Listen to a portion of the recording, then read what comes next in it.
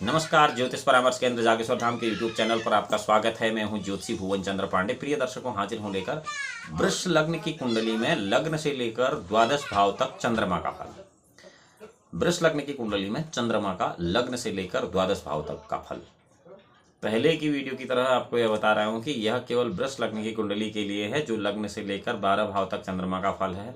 अन्य लग्नों के लिए नहीं है। अन्य लग्नों के लिए अगली आप दूसरी वीडियो देख सकते हैं जो अलग से बनाई गई हैं।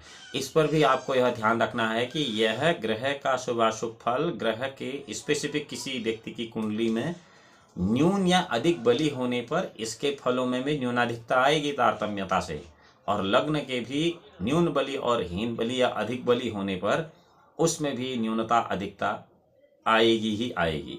इसलिए आपको यहाँ पर साधारणतया लग्न से लेकर द्वादश भाव तक चंद्रमा के शुभाशुभ फल बताए जा रहे हैं।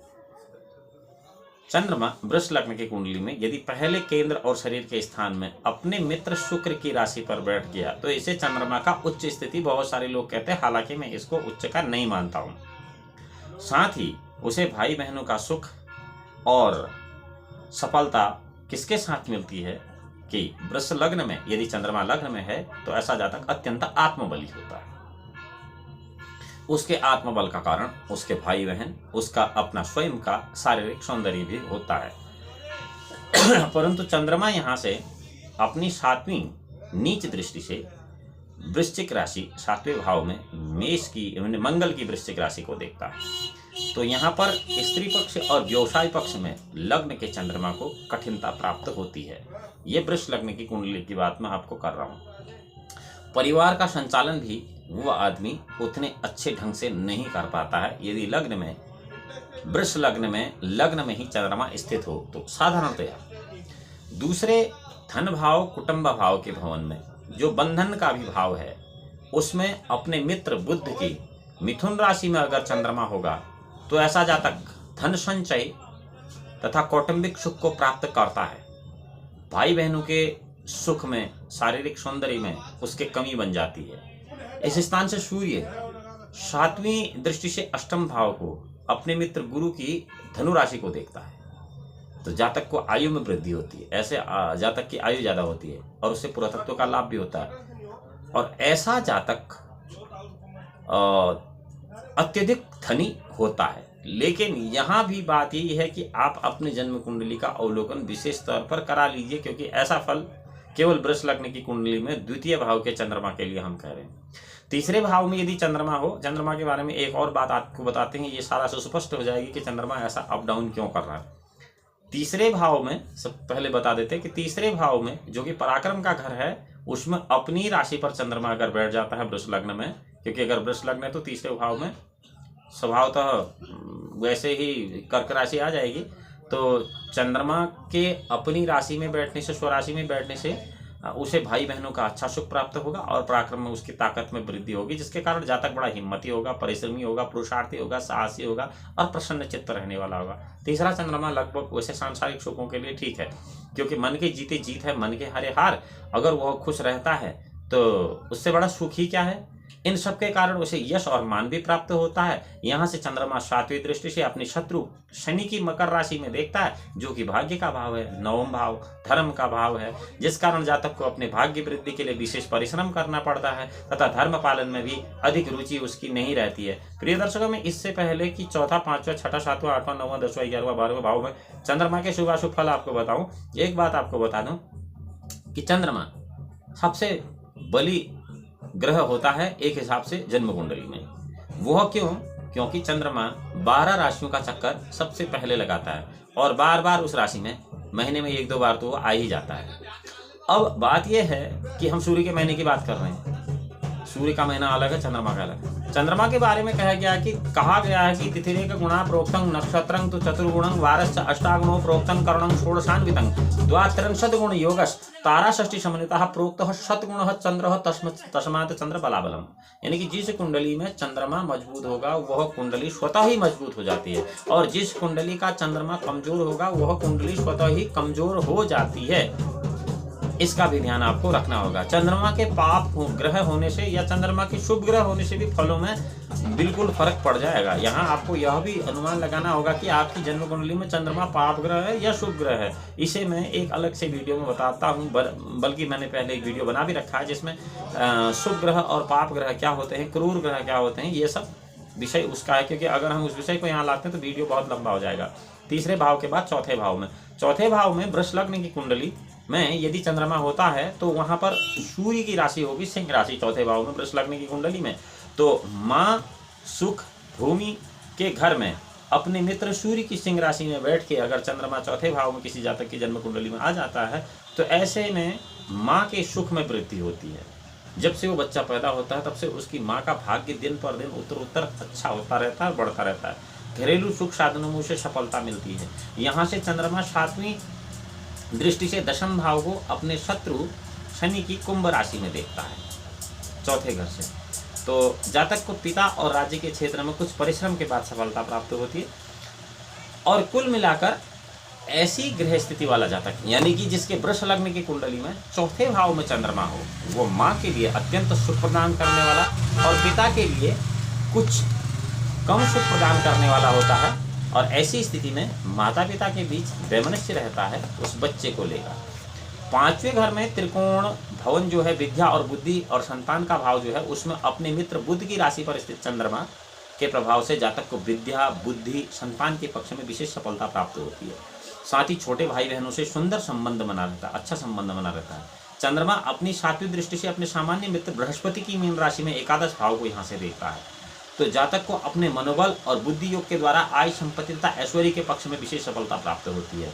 ऐसा जातक सुखी और धनी होता है। कुल मिलाकर वृष लग्न की कुंडली में यदि 5वें भाव में चंद्रमा है और वह भी पूर्ण बली है और शुभ ग्रह है तो समझिए आप इस संसार के सर्वश्रेष्ठ व्यक्ति हो सकते हैं, इसमें कोई संशय नहीं। 6ठे भाव में अगर चंद्रमा है, वृष लग्न की कुंडली की बात करें तो 6ठे भाव में वृष लग्न की कुंडली में तुला राशि हो जाएगी, जो कि शुक्र की तुला राशि होगी। 6ठे शत्रु एवं रोग स्थान में अपने मित्र शुक्र की तुला राशि पर स्थित चंद्रमा के प्रभाव से जातक जो है शत्रु पक्ष में प्रभाव रखेगा, यानी कि उसके शत्रु कम होंगे। परेशानियों के साथ झगड़े झंझटों के मामले में सफलता प्राप्त करेगा। ऐसा आदमी अगर झगड़े करता है या उसके साथ हो जाते हैं इस तरह के सरकमस्टांसेस तो उसमें उसे सफलता मिल ही जाती है। पराक्रमेश चंद्रमा 6ठे भाव में स्थित होने के कारण मन के भीतर बड़ी हिम्मत और शक्ति रखा देता है। बहुत ज़्यादा शक्ति होती है उसके मन में, बहुत बड़ी हिम्मत होती है, उसे कुछ भी किसी भी चीज़ से कोई ज़्यादा डर नहीं लगता है। चंद्रमा 7वीं दृष्टि से अपने मित्र मंगल की मेष राशि व्यय भाव को वहाँ 6ठे भाव से देखता है। तो जातक खर्चा भी खूब करता है और बाहरी स्थानों के संबंध में लाभ भी उठाता है। 7वां भाव जो कि केंद्र का भाव है, व्यवसाय का भाव है, स्त्री का भाव है, वहाँ पर वृश्चिक राशि होगी मंगल की और मंगल उसका चंद्रमा का मित्र है।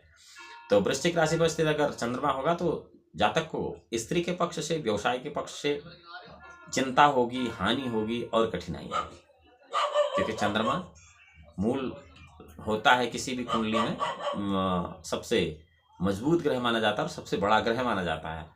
तो जातक का शरीर सुंदर होता है क्योंकि 7वें स्थान से चंद्रमा लग्न भाव को देखता है। अगर 7वें भाव में चंद्रमा है तो जातक देखने में बड़ा सुंदर होता है, बहुत स्मार्ट होता है, उसका शरीर भी बहुत सुडौल होता है, उसकी लंबाई भी बहुत औसत अच्छे कद की होती है और हृदय के भीतर शक्ति एवं बाहर यश मान प्रतिष्ठा भी ऐसे जातक को मिलती है 7वें भाव में चंद्रमा से। कुल मिलाकर वृष लग्न की कुंडली में 7वें भाव का चंद्रमा भी बड़ा सुख संपत्तिवान और बड़ा सुखी जीवन व्यतीत कराने को बाध्य कर ही देता है।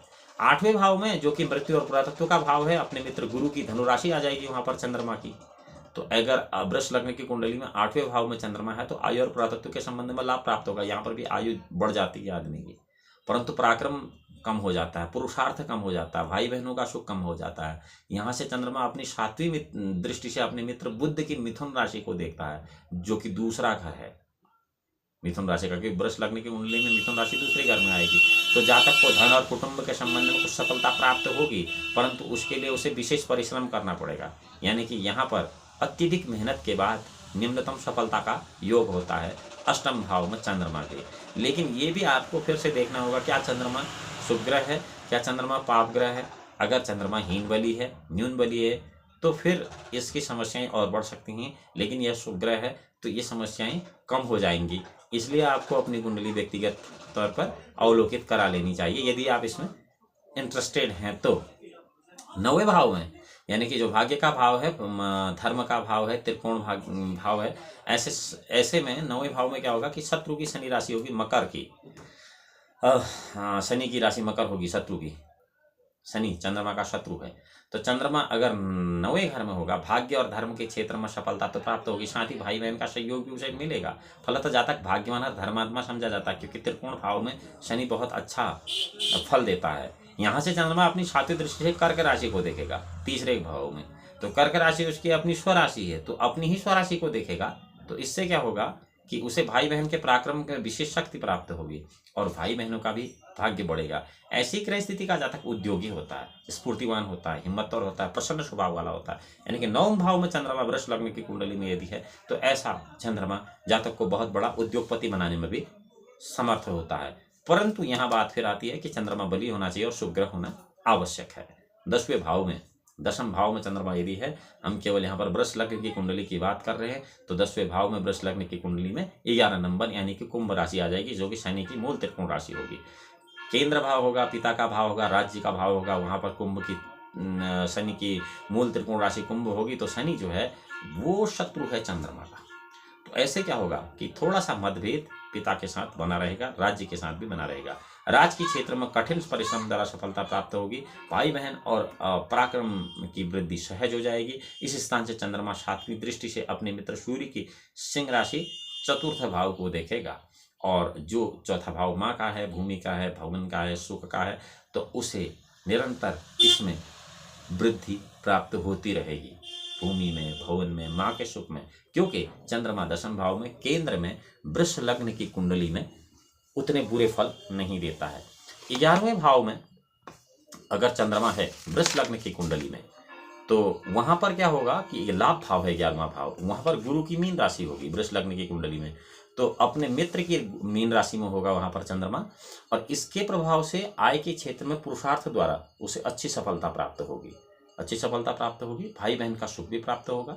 उन्नति करने के लिए उसके विचारों में निरंतर परिवर्तन होता रहेगा 11वें भाव में चंद्रमा होने के कारण, और उसकी इच्छित संपत्ति एवं ऐश्वर्य उसे प्राप्त होता रहेगा। जो भी उसकी इच्छा होगी वो उसे पूरी कर सकता है, उसकी इच्छाएं पूरी हो जाती है। 11वें भाव में चंद्रमा के होने से, यह मात्र वृष लग्न की कुंडली की बात हम कर रहे हैं। इस स्थान से चंद्रमा 7वीं दृष्टि से अपने मित्र बुध की कन्या राशि को 6ठे भाव में देखेगा। तो कन्या राशि को 5वें भाव में देखेगा। तो 5वां भाव है बुद्धि का, विद्या का और संतान का। तो संतान, विद्या और बुद्धि के क्षेत्र में उसे सफलता प्राप्त होगी। ऐसा जातक विद्वान, बुद्धिमान और मधुरभाषी होता है। 12वें भाव में यदि चंद्रमा होगा, हम वृष लग्न की कुंडली की बात कर रहे हैं, तो वहां पर मेष राशि होगी मंगल की, और चंद्रमा का मंगल जो है वो मित्र है, अपने मित्र मंगल की मेष राशि में 12वें भाव पर अगर चंद्रमा स्थित होगा तो जातक खर्चा अधिक करेगा, पर बाहरी स्थानों से उसकी आय भी बहुत अच्छी होगी। साथ ही साथ भाई बहन और पराक्रम की उसे हानि होगी। इस स्थान से चंद्रमा अपनी 7वीं दृष्टि से अपने सामान्य मित्र शुक्र की तुला राशि 6ठे भाव को देखेगा, जो कि ऋण, रोग और शत्रु का है। तो जातक शत्रु पक्ष से, झगड़े झंझट से और नाना प्रकार के कष्टों से हमेशा परेशान रहेगा। प्रिय दर्शकों, यह तो था वृष लग्न की कुंडली में लग्न से लेकर 12 भाव तक चंद्रमा का शुभाशुभ फल। अगली वीडियो में हम हाजिर होंगे वृष लग्न की कुंडली में मंगल का लग्न से लेकर 12 भाव तक शुभाशुभ फल। तब तक भगवान भोलेनाथ आपका परम कल्याण करें। नमस्कार।